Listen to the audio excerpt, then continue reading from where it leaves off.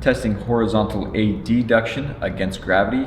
Patient will be in a supine position, shoulder hanging off the table, forearm extended upward. First thing you'll have your patient do is perform full horizontal adduction to the best of their ability. So go ahead and do that for me, please. And go back. Because she was able to go all the way over her chest and back, we'd grade that as a level 3. Now I want you to come about halfway, right there. I will stabilize the scapula and I will push down on the humerus. 3, 2, 1, 0.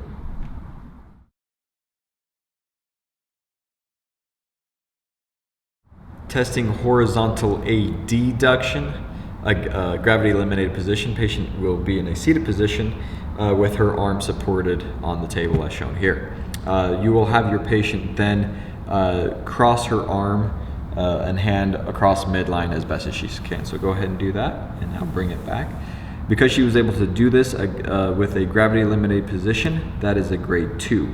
If she could not do this, I would palpate the pectoralis major found here. If I feel firing, that would be a grade 1, and if I do not feel this muscle firing, that'd be a grade 0.